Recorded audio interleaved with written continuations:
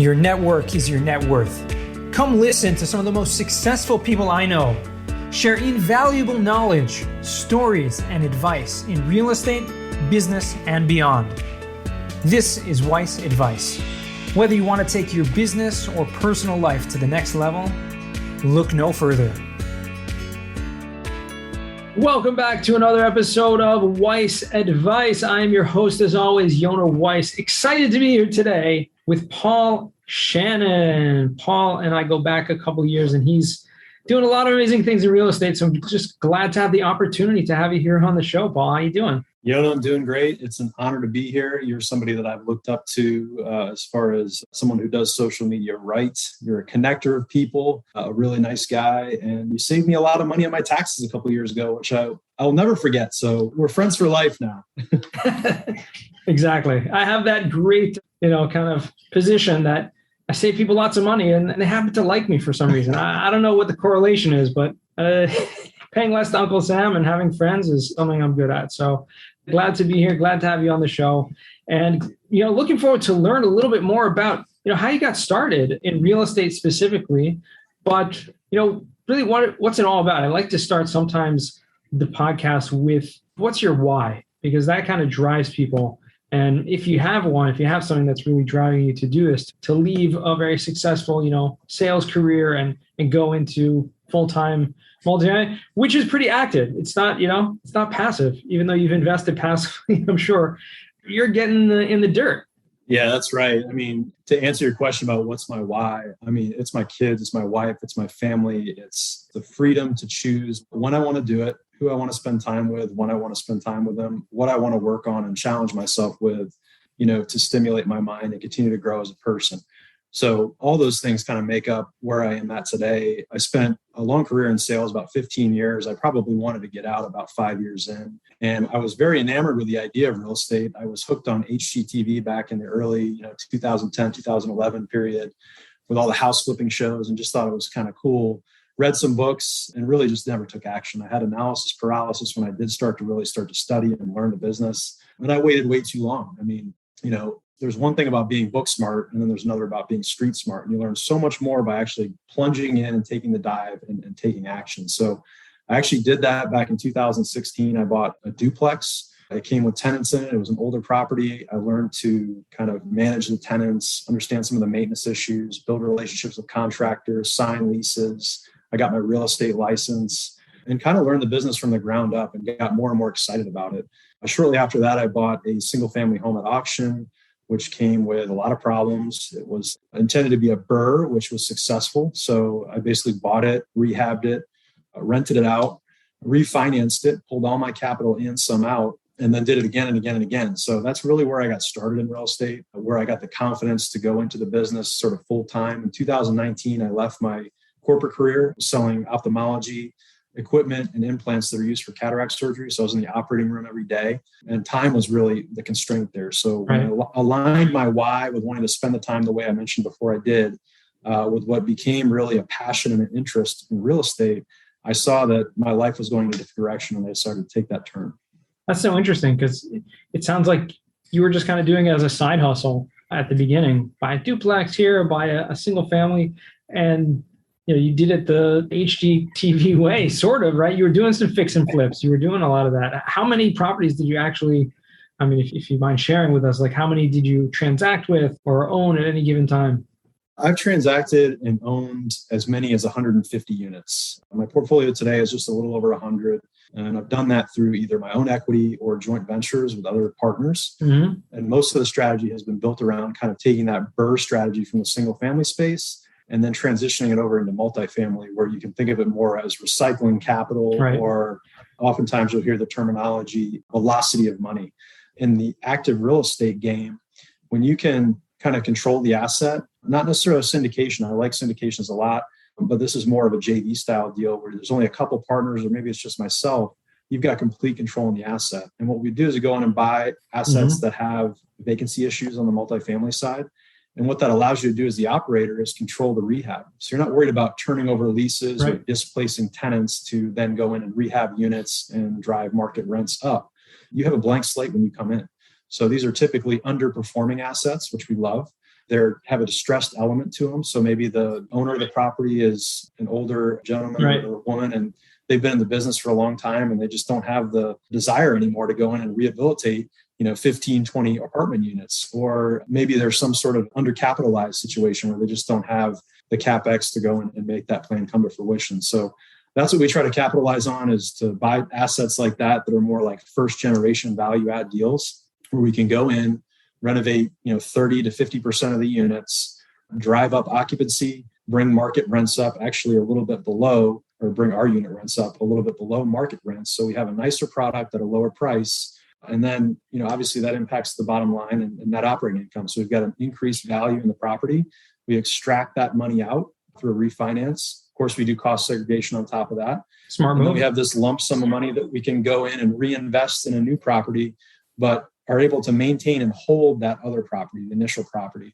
And I think so much of the benefits of real estate are found in long-term holds. When you think about tax benefits, long-term appreciation, long-term income, and really, if you want control and freedom, I think it's the best model for what my goals are. Absolutely. You're not just talking about transacting, you're talking about building wealth. And that comes with, like you said, long-term holds. As you mentioned at the very beginning, you're wise for your children. One day you'll probably be able to, teach them what it's about and how you're doing this, and maybe give them some of that equity and pass it along to them. God willing, they're interested. We're getting into, Monopoly and the cash flow game from Robert Kiyosaki, but they're young. I got a 9, 7, and 3-year-old, so we got a long ways to go.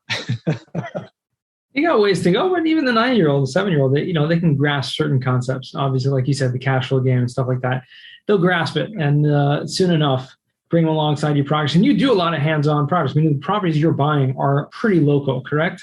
Yeah, for the most part. We're looking outside of the local market too, and some of the partnerships that I've created to source deals. But I really enjoy being boots on the ground. I like being project management.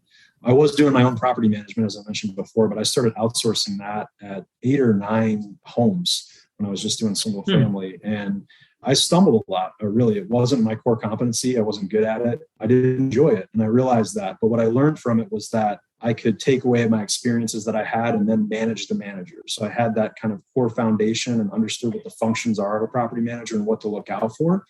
I understood their job at a baseline level. So then I could manage the manager. And that's what I like to do on the properties that I'm operating, is be sort of that project manager, that asset manager, oversee property management.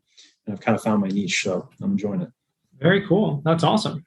It's amazing to see how so many people can find their own way in real estate. You would think like there's so much competition out there and everyone's kind of doing it in the same way, but really you're doing it different because you're doing it your own way. And number one, you're local to the Indianapolis market. So that gives you a lot of product that is different than other places. People in the Southeast, it's totally different products, right? You're focusing on like a lot of smaller multifamily where that's just what there is, right? A lot of the Midwest, you have properties like that, and happen to be some, from what I've seen, some of the best cash flowing properties, imaginable. Yeah, you hit the nail on the head. It really is a cash flow market, and most metros in the Midwest tend to carry that same trait, whereas markets in the Southeast, Texas, Arizona, tend to be more appreciating markets. They get some of the bigger swings though when the market takes a downturn, whereas it's pretty steady Eddie here in the Midwest. Right. But that's why I really enjoy the syndication model and being a limited partner as well, because I can allocate investment dollars down into those markets where it might be really difficult for me to be an active operator and build a team. I can just go join up with a syndicator or a sponsor that already has that team established, that already has that track record, and I can diversify away from myself as a local operator, but I can also diversify geographically and kind of benefit from some, demographic trends that those areas have that Indianapolis or the Midwest doesn't have. And are you diversifying into other types of asset classes, or are you solely in the multifamily space? I have industrial asset and then ATMs, an ATM fund. Oh, nice. I really like for the cash flow. Are those on the active side or the passive side? Yeah, those are passive. Okay. And then on the active side, considering self-storage, I've started to have some conversations with some others that are already in the space. Sure. But I haven't made the move yet at this point. So still kind of in education and risk tolerance mode at this point to try to figure out if it's the right move. Yeah, well, I think it's a smart move to educate yourself about other asset classes, because even though some people will tend to be all in and focus just on one thing and kind of have those blinders on. But at the same time, all real estate can be successful, but the question is, can you manage, right, several different, especially if you're doing a lot on your own. And so finding the right partners, I think, would be the smartest move. And I'm sure there's plenty of people out there in the Midwest that are excelling in self-storage. In fact, I think we've had a couple here on the show. So definitely people that you can connect with. Yeah, it's definitely interesting. You make a great point. I think there's an argument to be made that if you really focus on one asset and one strategy, that you're going to go vertical faster and you'll be a specialist in that realm. And I certainly can't argue with that. I haven't necessarily taken that path. I've kind of been more of a jack of all trades and tried different things, because what I've noticed is the market changes, and it changes rapidly. And it's going to change again, and it's going to change again. So what was working for me back in 2019 is really not working for me today anymore. I was, using the Burr method on single family housing in Indianapolis. I had to transition and shift my strategy. So I started investing down in Evansville, Indiana, because I was finding more yield. I ended up finding some partners down there, and that really enabled me to scale. But then that wasn't working either. So we started flipping houses instead of using the Burr method, because there really wasn't enough meat on the bone after refinancing, or we couldn't get all of our capital back out when we did refinance. So we decided, let's flip some properties and build up some capital and wait for a good time to utilize it. Flipping houses sort of dried up a little bit. It's come back a little bit. It's dried up again, but we use some of those profits to roll into multifamily. So it's sort of a, real estate, whether it's a different asset class or not, has some similar traits to it, right? So if you can operate and you can pivot, I think you can have some longevity in the business. So for me, it's been more about not necessarily pigeonholing myself to one strategy or one asset class, but being open-minded to different opportunities and saying yes to things where I think that there's a high margin of safety and I can go in and I can make good money on the deal. Absolutely. And that's really a smart way of doing it. And you also mentioned that you were a licensed realtor, correct? Are you still actively, are you finding properties that way? Like, are you still using that actively? I'm not. As a matter of fact, that was like sort of a rite of passage for me. I got that real estate license before I left my W-2 job. I thought I would be transacting more with retail buyers, whether representing buyers or sellers. Ideally, you want to be a listing agent. But I found it was a lot of work, and it would really be, 100% of my focus if I wanted to be successful. I ended up, instead of flipping houses, doing more of the Burr method, as I mentioned originally. So I wasn't selling any of my own properties. And I kind of let that license go into dormant status. It's in referral status now, as they call it here in Indiana. So was it necessary? No. Would I recommend it? Right. It depends on the person. For me, it was sort of a confidence building rite of passage, like I mentioned. I think some of the things that how to calculate taxes and, some of the contracts and some of the regulations and laws were super beneficial to give me that next step in my progression. So no regrets, but ultimately at the end of the day, it's useless at this point. Right. Yeah. And you found your space. You found the way to make money. And as you mentioned, many different methods within that. And I think, you've diversified yourself and become more kind of supple to see what's working, what's not working, even moving outside of your, target market, because that's what you need to do. You need to pivot and move and make things happen. And that's really the only way you're going to be successful in real estate. If you're just doing the one thing and then it's not working, well, guess what? You just dried up your options.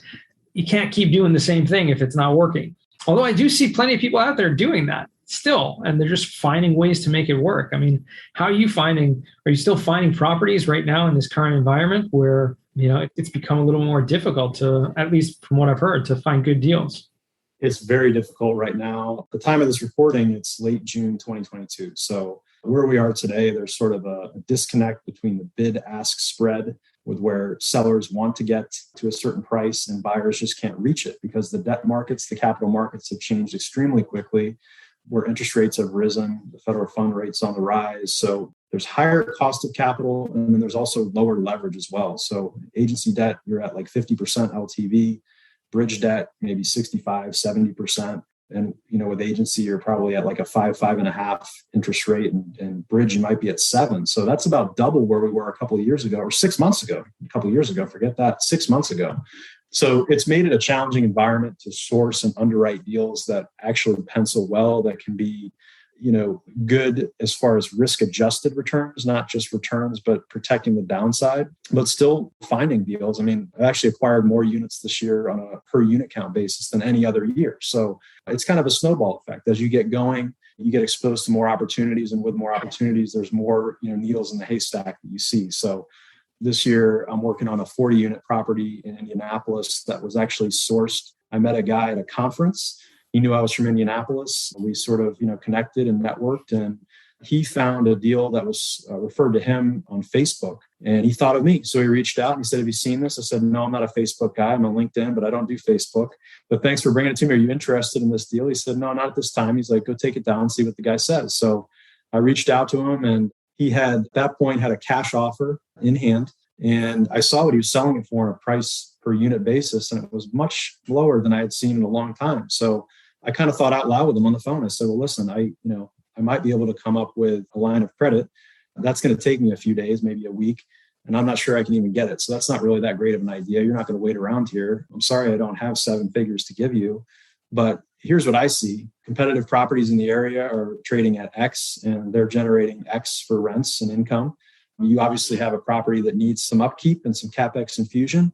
How about I provide the capital?" And essentially what I did is I came in for we pegged what the property was worth based on what he said he thought it was worth. And I agreed with him on that. The equity that I put into the deal was about 20% to his 80%. But when we go to sell the property, we're both going to get a return of our capital. And then I'm going to get 35% of the upside above what we had into it. So, wow. So he stayed in the deal. He stayed in the deal. He turned down the cash offer. I convinced him that he was leaving a lot of meat on the bone, per se. That's how I feel like deals have come my way lately. It's been getting really creative, thinking outside the box, going against the grain, not trying to fight with a whole set of other buyers and go to best and final round with 20 other groups.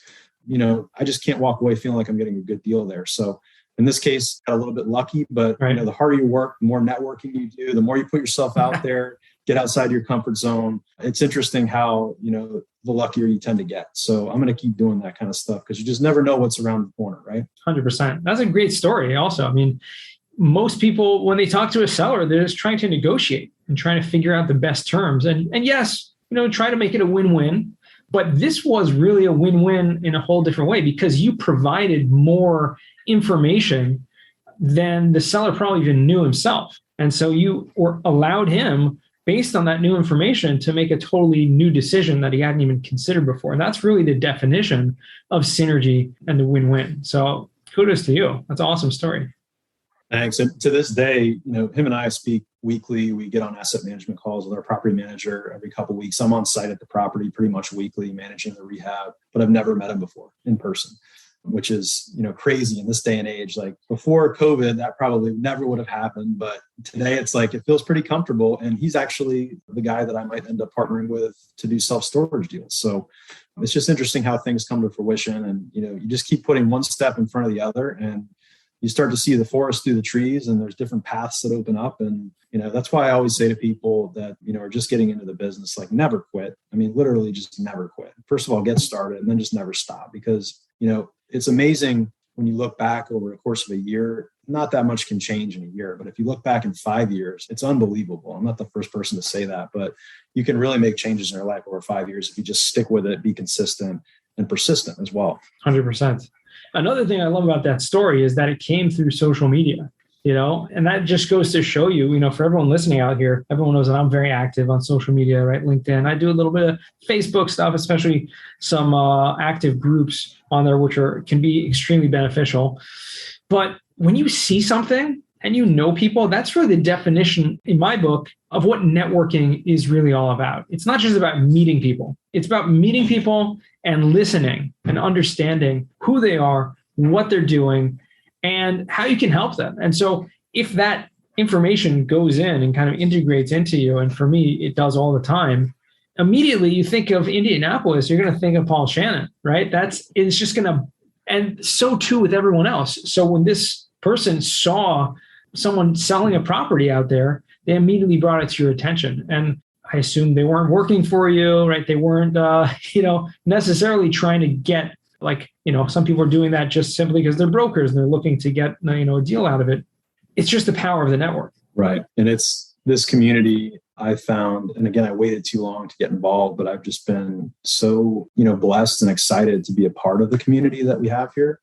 the first conferences that opened up after COVID, a lot of people are spending time on Bigger Pockets on LinkedIn, on whatever social media platform they were on. And everybody kind of got to know each other a little bit, or, I've heard of that guy, or, and you feel like you actually have a connection with somebody that you've never even met before. So for those that were active on social media, it was kind of a leg up against people that hadn't been, and just being able to kind of break the ice a lot quicker and get to the next level of that conversation, or the next layer of that relationship, where there's potentially a partnership, or there's potentially capital that can be sourced, or whatever the case may be. So I used to be a social media hater. I'll admit that. I actually deleted my Facebook account. I went through the trouble of not just making it dormant, but actually like, how do I make this thing go away so I can never access it again?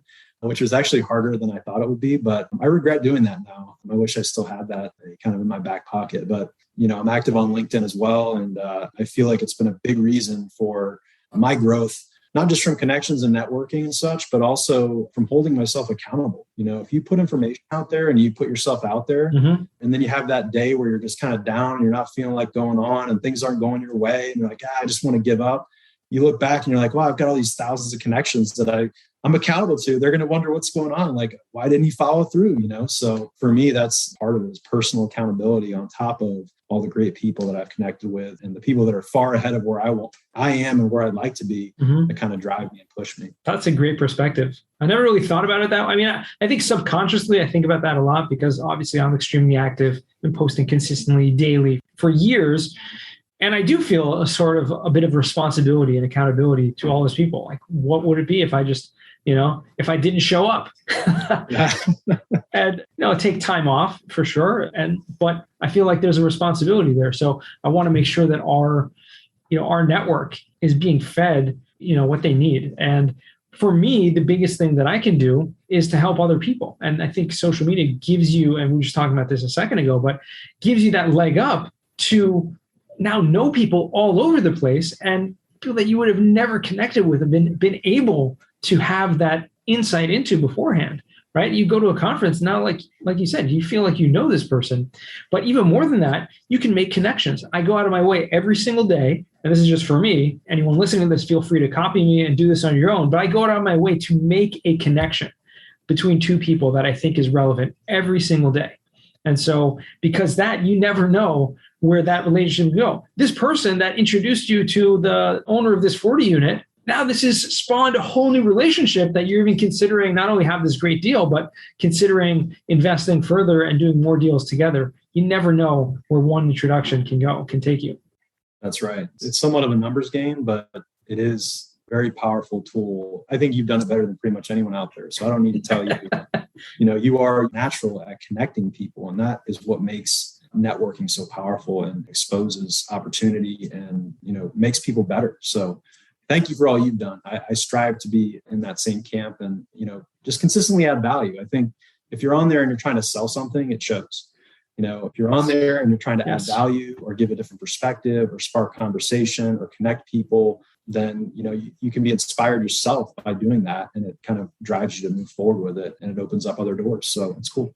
And at the end of the day, you can, through helping people and through making those connections and just being that source of light and inspiration, or, just by being who you are, you don't have to sell anything, because you'll sell yourself. Like, everything sells itself. This is someone who's investing in multifamily properties. He's based in Indianapolis. If I have a deal, I'm going to send it to him because I appreciate the value that he's bringing to me and to the whole platform. So again, it's almost like automatic. It's a different approach than most people would take, but I think it works now better than any other approach that's out there. Well, proof is in the pudding, sir. I mean, I needed a cost segregation study done.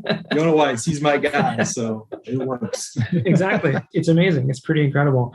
Paul, I want to transition now what we call the final four. These are 4 questions I ask all my guests. First question for you is, what is the worst job that you ever had?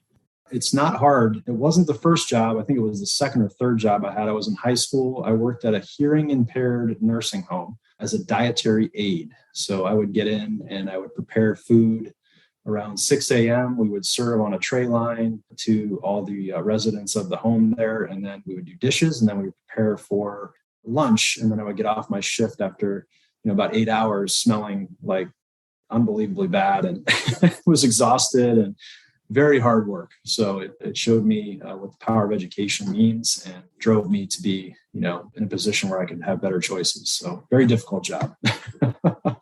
Sounds like a difficult job. Wow. It's a totally different anything that I've ever even heard of, I think you learn from these different experiences, different things. So what's one thing that you learned? I'm going to ask a double question on that. One thing that you learned from that experience. I must have been 15. My stepdad used to drive me that early in the morning to get me there. It was about a 25-minute drive, so bless his heart. But, the people that worked there were not the happiest people in the world that were adults, and they kind of pushed us, the kids, around and, gave us the crummy jobs. And, that was really why I didn't like it, I think, more than anything. It's just that negativity that swirled around the kitchen there and just how residents were treated by, those people. So it just really was a distasteful experience. But, that's probably what I learned the most, is that nobody's going to give you anything. You have to take it, and you have to work and you have to, look out for others, but you also have to look out for yourself. Wow. Yeah, that's a great takeaway. Absolutely. So second question, what's a book you've read that's given you a paradigm shift? Man, there's so many of them. There's two that come to mind. One is The Intelligent Investor by Benjamin Graham. I read it before I started investing in real estate. I was kind of like trying to actively manage my stock portfolio and was all over the place. And I read that book and it just kind of settled me down on understanding, that there's a simpler way to do things. You can diversify and kind of buy and hold and stay steady. And it just taught you investing principles that are like timeless. So the market's definitely changed since that book was written in the 40s or 50s, but it's a timeless read. It's one of the best books on investing that anyone could ever read. And I think it's applicable to real estate too. I'll add that. It's not just necessarily stocks and bonds. It's heavy on that, but you can take the principles away and apply it to real estate. And I think you can look at risk through a different spectrum. So that's one. And then two would be a more recent book, Brian Burke's book, The Hands-Off Investor. I mean, that is just an absolute, encyclopedia on passive investing, but also if you're, an active investor or an aspiring syndicator, considering being a general partner, it's kind of a blueprint on how to be successful and how to treat your investors and how to look at deals and evaluate them. It's pretty much soup to nuts. So I really enjoyed reading that book, and it gave me a lot of different things to kind of chew on and sort of change my investment philosophy a little bit. That's awesome. Great. Well, I mean, first of all, I haven't read the first one, but Brian Burke's book, we had him on the show and discussed that. So everyone check that out. We'll put both books, links to that in the show notes if anyone wants to check out those books, add them to your reading list. And third question, what's a skill or talent that you would like to learn? Oh man, I want to play the guitar. I've always wanted to play the guitar. I'm a terrible musician. I tried it twice when I was like 13. I took lessons, and then again when I was maybe my mid-20s, and both times failed, gave up. I'm not a quitter, but when it came to guitar, I was definitely a quitter. So I guess maybe I am, but I need to pick it up again. It's just a cool thing. Like, it's just a skill. It's fun. And my kids are actually taking somewhat of an interest in music too. So if I can jam out with them, that'd be sweet. That's awesome. You're not the first person. In fact, you're probably not the first 10 people. Like, we had a lot of people that want to play the guitar on the Weiss Advice show. It's pretty incredible. I wonder why that is. I don't know. But want to be a rock star. Everyone wants to be a rock star. So fourth and final question, what does success mean to you? Waking up in the morning and being happy and grateful for what I have, gratitude. I'm not striving and wanting something all the time that I don't have. I used to be guilty of that. I was constantly looking for the next best thing, the next shiny object. I'd get a promotion, for example, in my corporate career. And right when I stepped into the role, I was trying to position for the next one and felt like I was behind and I should be farther ahead than where I need to be. I'm just enjoying the process a little bit more and slowing down a little bit has enabled me to become a more patient person. And it's enabled me to look back and reflect on all the progress I've made and, practice gratitude. And if I can keep that front and center in my mind, I do have happiness. Happiness is a choice. You can decide to be happy when you wake up in the morning. And I'm getting better and better at doing that through kind of meditating and affirmation and, reading and just reflecting a little bit more often than I used to and not being so fast paced. So to me, it's just waking up in the morning and being happy. And to me, happy is being able to have options and choose what you'd like to do throughout the course of the day. And that doesn't mean sitting around the beach. For me, that's not what retirement looks like. I'm always going to be working, but I'm going to be working on stuff that I find stimulating, exciting, challenging, and I'm going to make time for what's most important in life, which is health, family, faith, friends, before all of that. Great. That's awesome. That's a really amazing answer. We never had anyone say it quite like that, so I appreciate you kind of putting it in that way, just waking up and being happy. That's what life's all about. So I hope everyone on this show has gained something today from this. Everyone listening to this episode has gained something. I certainly have. And Paul, where can our listeners find you or reach out to you? Yeah, thank you, Yona. It's been a pleasure being on. I really much appreciate the invite, and it's good catching up with you. You can find me on LinkedIn. I'm active on LinkedIn. I've been slowing down a little bit lately. I need to pick it back up, just keep myself accountable. So search for me there. Let's connect. And then my website is redhawkinvesting.com. You can also find me there. Okay, awesome. We'll make sure to put those in the show notes as well. And until next time, remember, the best advice comes only when you ask. Real quick, I have one question for you. Did you like this episode? If you did, I want to ask you a huge favor. See, the biggest thing that helps this podcast grow and that will spread this message to the whole world is that if you leave a review, a rating, and subscribe to the podcast. What that does is it basically tells the platforms that this podcast is out on is that you like my stuff and I'm doing something right. So take a few seconds out of your day, hit that subscribe button, leave a rating or review. I would be extremely grateful. Also, I want to hear from you guys. So I want to hear some feedback. If you have any questions for future episodes, please find me on LinkedIn. Send me a DM, a connection request, Yona Weiss, and I'd love to hear from you.